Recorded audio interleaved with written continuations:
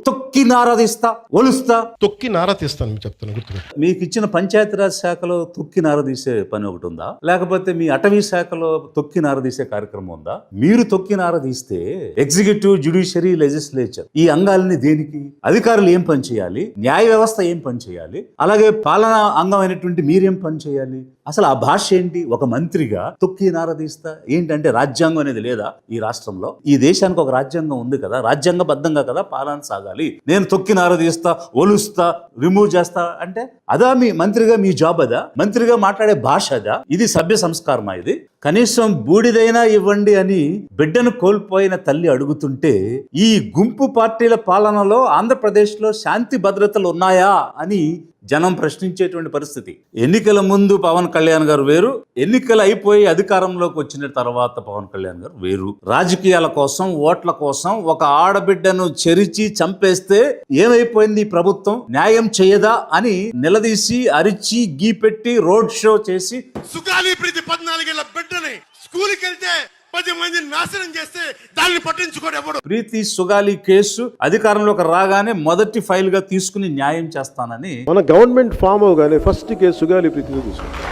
ఆ రోజు చెప్తే నిజమేనేమో ఇతను మాట్లాడిందంతా అని జనం అనుకున్నారు. కానీ ఇతను సినిమాల్లోనే నటిస్తాడని ఇన్నాళ్ళు అనుకున్న వాళ్ళకి ఒక కొత్త విషయం చెప్పాడు. ఏమిటనంటే రియల్ లైఫ్ లో కూడా నేను నటిస్తాను, అందుకే ఆధారాలు లేవు, సాక్ష్యాధారాలు లేని దాన్ని నేను చేయాలి అని తిరిగి మళ్ళీ ప్రశ్నిస్తూ ఉన్నారు. కొన్నిసార్లు క్రైమ్ చేసి క్రిమినల్స్ అయ్యి కూడా మనం కొన్నిసార్లు వదిలేయాల్సి వస్తుంది, ఎందుకంటే సాక్ష్యాధారాలు లేక. ఉదాహరణకి సుగాలి ప్రీతి కేసు మళ్ళీ వచ్చి ఇప్పుడు నేను వచ్చి ఫస్ట్ కేసు అదే తీసుకుందామంటే సాక్ష్యాధారాలన్నీ లాస్ట్ గవర్నమెంట్ నుంచి చెడిపేశారు. పోయిన సాక్ష్యాధారాలని మనం తిరిగి తీసుకురాలేదు. 2017లో ఈ ప్రీతి సుగాలి ఇన్సిడెంట్ జరిగింది. 2 సంవత్సరాలు మీరే అధికారంలో ఉన్నారు, మీ ప్రభుత్వమే, మీ గుంపు పార్టీ ఉంది. మళ్ళీ ఇప్పుడు కూడా మీరే అధికారంలో ఉన్నారు. పోలీస్ వ్యవస్థ లేదా? ఇన్వెస్టిగేటివ్ స్కిల్స్ లేవా? ఎస్ఐటీలు లేవా? ఒక మర్డర్ ని ఎలా జరిగింది, ఒక రేప్ ఎలా జరిగింది అని వెలికి తీసేటువంటి స్కిల్స్ ఉన్నటువంటి డిపార్ట్మెంట్ గాని, పోలీసు గాని, ఆఫీసర్లు గాని ఈ రాష్ట్రంలో లేరా? గొడ్డుపోయిందా అధికార వ్యవస్థ అంతా కూడా? చేతగాని మాటలు మాట్లాడుతున్నారు. మీకు చిత్తశుద్ధి లేదు కాబట్టి, నిందితుల పక్షాన ఉన్నారు కాబట్టి మీరు ముఖం చాటేసి మాట మార్చేస్తున్నారు. మీకు నిజంగా ఆ బిడ్డకు న్యాయం చేయాలి, ఆ తల్లి పార్వతికి న్యాయం చేయాలి అని మీరు అనుకునుంటే, ఇంత అధికారం, మైటీ గవర్నమెంట్ పవర్ మీ చేతిలో ఉంటే ఒక హత్యను, ఒక రేప్ ని మీరు బయటకు తీయలేకపోతున్నారంటే purely you're not interested. You're interested in towards criminals. నిందితులకు మీరు కొమ్ము కాస్తున్నారు కాబట్టి నిజం వెలికి తీసి ఆ బిడ్డకు న్యాయం చేయలేదు. ఇది రియల్ లైఫ్ లో నటించడం కాదా? మీకు అవసరం అయితే హత్యలు వాడుకుంటారు, మీకు అవసరం లేకపోతే క్రిమినల్తో నన్ను జత చేస్తారేంటి అని ప్రశ్నిస్తారు. ఎవడో క్రిమినల్ కులంలో కూర్చొని చేస్తే నన్ను ఏం చేయమంటారు? దానికి నేను బాధ్యత వహించాలా? దానికి ఇది మీ రియల్ నటన.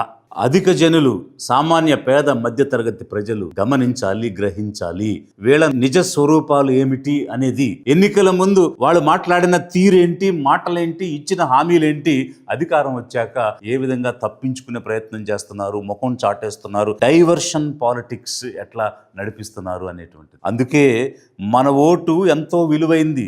మన ఓటు మన కోసం వాడుకుని మనం అధికారంలోకి ఎలా రావాలి అన్న ఆలోచన అధిక జనం చేయనంత కాలం ఈ రకమైనటువంటి శాంతి భద్రతల విఘాతమే కాదు, చట్టం అనే దానికి విలువ లేకుండా పోవటం అనే కాదు, సామాన్యుడు భద్రతతో జీవించలేనటువంటి పరిస్థితి కనిపిస్తుంది. లిబరేషన్ కాంగ్రెస్ పార్టీ నుంచి జనం తరపున నేను డిమాండ్ చేస్తూ ఉన్నాను.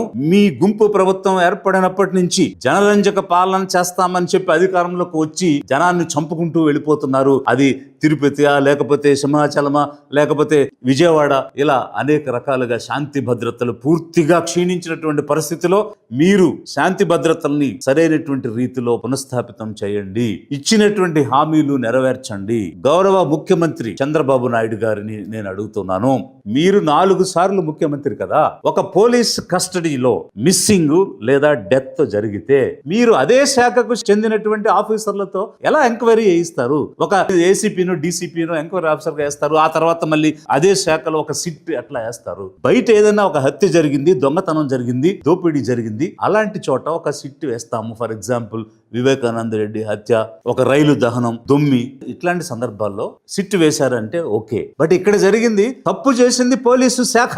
పోలీసు శాఖ తప్పు చేస్తే పోలీస్ ఆఫీసర్తో ఎట్లా మీరు సిట్లు ఎంక్వైరీలు చేస్తారు? 4 సార్లు ముఖ్యమంత్రి చంద్రబాబు నాయుడు గారు ఇక్కడ వేయాల్సింది మెజిస్టీరియల్ ఎంక్వైరీ చేయాలి.